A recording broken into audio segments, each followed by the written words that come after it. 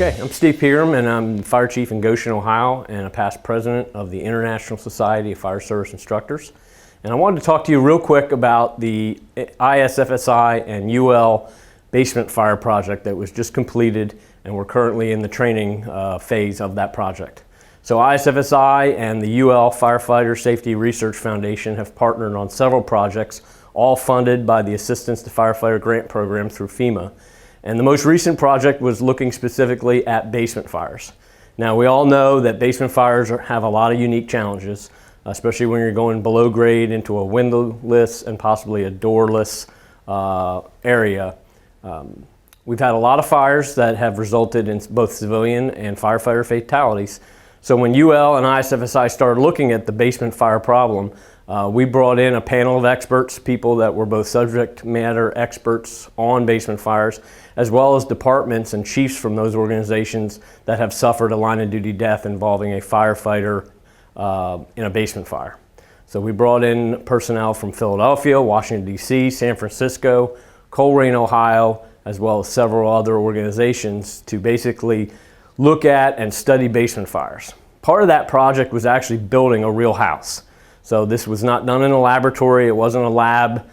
We built a real house at the Delaware County Fire Academy, and we burned it multiple times, multiple scenarios, with real furnishings, with real furniture, real firefighters. And there's a lot of great lessons to learn, and I would recommend that you take one of the classes. They're free. If you go to isfsi.org, there's a list of the basement fire classes all over the country, and you can sign up for one. Or there's also a great report published by UL. It's available on the UL Firefighter Research Foundation website or also at isfsi.org. Real quick, a couple of great lessons learned, and it's probably no surprise, the importance of the 360 size up. When you get on scene, trying to get a look at all four sides, where's the fire, identifying smoke, flow path, all those things, but as quickly as you can, identify and announce to everybody that if you suspect a basement fire, you know that you have a basement fire. Then the next thing that we really want to look at is how we're going to attack that fire. So if you can, and if there's an entrance and you can fight the fire on the same level where the fire is, that's the best option. So if you have a walkout or some type of door or stairs that go down directly into the basement from the exterior, that may be our best option. If you got to go through the building and down the stairs, more of a traditional fire attack, you got to be cautious. A lot of the line of duty deaths that have been experienced are firefighters not getting killed down in a basement while attacking a fire, but they're falling through the floor into the fire.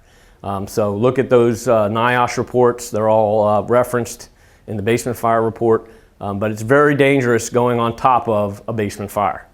Another thing we want to do is, as always, is controlling the smoke, looking at flow path, open doors versus closed doors. Our research has shown in several of the UL studies, but especially in our basement fire, that if there is a victim trapped in the building, if they're behind a closed door, they're going to be the safest person or in the safest area of that building.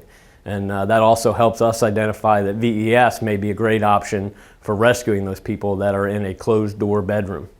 So there's a lot of great information in the UL ISFSI basement fire study. I encourage you to get online, download the report, read it. If you are not a reader and you don't want to look at all the charts and graphs, please just go to the tactical considerations and read that section and look at applying that into your own SOP, SOGs in your organization.